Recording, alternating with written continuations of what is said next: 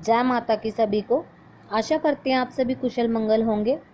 आज बात करेंगे कि घर की कुल की देवियां किस प्रकार से रूप बदल करके आप लोगों को परेशान करती है अगर आप उनको सही समय पर नहीं पूजते, उनका भोग प्रसाद नहीं निकालते, या फिर किसी सत्संग लेने के कारण या फिर धर्म परिवर्तन के कारण आप उनको भूल जाते हो।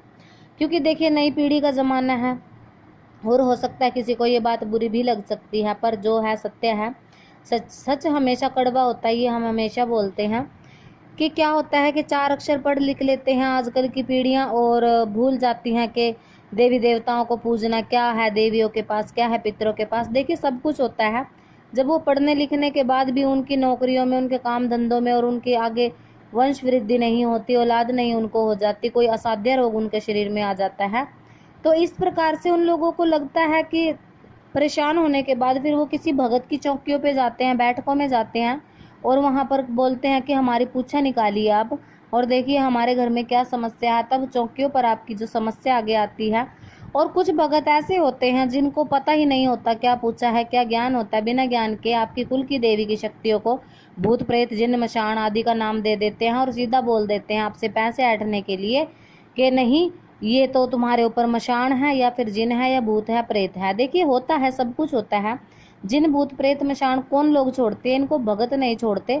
इनको जो तांत्रिक लोग होते हैं जिन्होंने शमशान सिद्धि करी है, और जो भगत लोग शमशान काली को मानते हैं, शमशान सिद्धि जिन्होंने करी है, वो लोग इस प्रकार से किसी भी एक प्रेत की, जिनकी मशान की सिद्धि कर लेते हैं और बहुत ही मोटी रकम आप लोगों से वसूल करके आप जिसका बुरा करवाने के लिए उनके पास जाते हैं उनके ऊपर छोड़ देते हैं। उन शक्तियों को वचन लेकर के छोड़ा जाता है कि आपको इनको बर्बाद करना है। और इस प्रकार से जैसे आप अपने कुल की देवियों को भोग नहीं देते, प्रसाद नहीं देते, तो वो पावरफुल नहीं होती, वहां पर उनकी शक्तियां कार्य नहीं करती। क्योंकि भूखा व्यक्ति कब तक चलेगा? आप खुद से सोचिए, अगर आप अपने माता पिता को ही भोजन नहीं देते हो तो वो भी कहाँ आपको आशीर्वाद देते हैं, सभी आपसे नाराज हो जाते हैं। इस प्रकार से अगर आप अपने कुल की देवियों को, अपने इष्ट शक्तियों को, अपने पितरों को भूल जाते हो तो वो भी आपसे विमुख होकर के अपने आशीर्वाद देना आपको बंद कर देते हैं। और वो कह देते हैं ना, आम सी भाषा में बोला जाता है कि माता रानी कहाँ नींद में पड़ करके सो गई कि हमारे भाग्य कब जागेंगे। लोग उनसे यही आस फरियाद लगाते हैं और उनके लिए करते कुछ नहीं। देखिए, जो अपने घर की कुल की देवियां हैं उनको पूजिए, क्योंकि अगर समय रहते आप उनका मान सम्मान नहीं करते हो और उनको समय समय पर जो उनका भोग दिया जाता है, प्रसाद दिया जाता है, वो नहीं देते हो, आपके घर में कोई भी खुशी आती है, कोई भी आपका कार्य बनता है, तब आपको कुल की देवियों को मनाना होता है, पितरों को मनाना होता है। अगर आप सभी सही समय पर अपने कुल देवी और पितरों को पूज लोगे तो यकीन मानिए आपको किसी भगत की, किसी चौकी पर जाने की आवश्यकता ही नहीं पड़ेगी।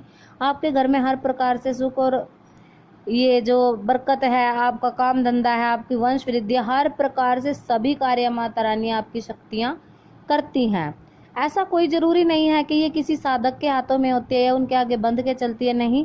क्योंकि साधकों ने सिर्फ मंत्रों को सिद्ध किया होता है, अपनी काया को साधा होता है, उनको व्रत अनुष्ठान वगैरह, मंत्र वगैरह करने की सिर्फ अभ्यास होता है और इसलिए उनको जल्दी शक्ति प्राप्त हो जाती है। वो दूसरे के बारे में पूछा देख लेते हैं। ऐसा नहीं है कि आम इंसान को ये कि कुछ बताते नहीं, बिल्कुल बताते हैं। अगर आम इंसान भी इनको सच्चे मन से सुबह शाम अपने घर के मंदिर में धूप दीप दिखाता है अपने कुल की देवी का, अपने इष्ट की देवी का, तो अगर आपके ऊपर किसी ने जिन भूत प्रेत मशान आदि की शक्ति छोड़ भी दी है तो वो आपका ज़्यादा बुरा नहीं कर पाती। और जैसे जैसे आप पूजा अनुष्ठान व्रत उनके करते चले जाते हो, धीरे धीरे उनकी शक्तियाँ क्षीण होने लग जाती हैं और आपकी जो शक्ति हैं वो आपके ऊपर खुलने लग जाती हैं। जैसे आपके चक्र जागृत होते हैं, आपकी शक्तियाँ खुल करके आपको आशीर्वाद देने लग जाती हैं। और जैसे आप उनके ऊपर विश्वास जमा लेते हो कि हे हमारी कुल की माता, हे हमारी इष्ट शक्ति, आप ही हमें इन चीज़ों से बचाओगे, तो क्या होता है कि धीरे धीरे उस चीज़ की जो नकारात्मक चीज़ आपके घर में भेजी गई है उसकी शक्तियों को क्षीण बना दिया जाता है माता रानी की शक्ति से। अगर आप अपने कुल की देवियों को भोग प्रसाद दोगे, उनको पूजोगे, उनको भूलोगे नहीं, तो अपने आप ही नकारात्मकता को आपके घर से दूर कर देती हैं। पर इसमें समय लगता है, क्योंकि भक्तों ने, हम पहले भी बोलते हैं, भगत लोग साधनाएं करते हैं, उनको अभ्यास होता है, हर प्रकार से मंत्र उनके जागृत होते हैं, तो वो अपने तंत्र मंत्र से, अपनी देवी शक्तियों की वजह से आपकी जो घर की ये नकारात्मक चीज़ है इनको हटा देते हैं। और अगर किसी के घर की कुल की देवी, किसी के घर के पितृ देव, जो अगर आप उनको उत पितर है जैसे नहीं पूजते हो, तो हमने एक वीडियो भी डाला है कि प्रेत किस प्रकार से जिन का रूप लेते हैं, आप वो वीडियो देखिए। उस वीडियो में हमने बिल्कुल बताया है कि जो घर के प्रेत होते हैं वो ही जिन का रूप धारण कर लेते हैं। और जो कुल की देवियां होती हैं, अगर आप उनको नहीं पूजते हो, पीढ़ी दर पीढ़ी जो चली आ रही है और आने वाली पीढ़ी में 4 अक्षर पढ़ लिख करके या फिर किसी सत्संग में या फिर धर्म परिवर्तन के कारण आप उनको भूल जाते हो, तो वो आपके ऊपर फिर उनकी दया की नज़र नहीं रहती, वो आपसे रुष्ट हो जाती है। और रुष्ट होने के कारण वो कोई भी रूप लेके आपको परेशान करती है और इतना भटकाती है, दर दर की ठोकरें आप खाने लग जाते हो। पर जब तक आप सच्चे मन से उनके चरणों में शीश नहीं झुकाते, ना रगड़ के माफ़ी नहीं मांग लेते, तब तक वो खुश नहीं होती। अगर कोई सच्चा भगत आपको मिल जाता है, सच में माता की शक्ति जिसके पास साथ में चलती है, जो अभिमान नहीं करता, जो झूठ नहीं बोलता, जो किसी का भी दुख संकट उतारने के लिए हमेशा तैयार रहता है, इस सच्चे मन का अगर आपको भगत मिलता है, तो उसकी चौकियों पे जाकर या उसके घर दरबार में जाकर के माता रानी शक्ति उसका मन पहचानती है। और ये देवी शक्ति कहाँ वास करती है? ये अपने मन में ही, मन के मंदिर में वास करती हैं। तो जो लोग अपने घर की कुल की देवियों को नहीं पूजते, तो उनकी शक्तियां देखिए कोई भी रूप लेके आपको रुष्ट होकर के परेशान करती हैं और आपको परेशानियों का सामना करना पड़ता है। तो बेहतर है कि अपनी कुल की माताओं को, अपनी शक्तियों को पूजिए। जो लाग आपके कुल में, परंपरा में है, उस लाग को निभाते रहिए।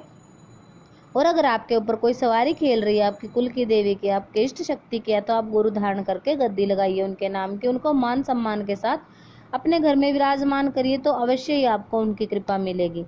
आशा करते हैं आप सभी को जानकारी पसंद आई होगी।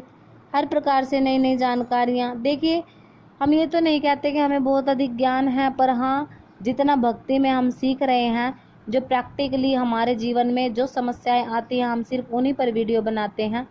तो जिनको अच्छा लगे वो लाइक कर देना और जिनको अच्छा ना लगे वो इग्नोर करना। तो सभी को जय माता की।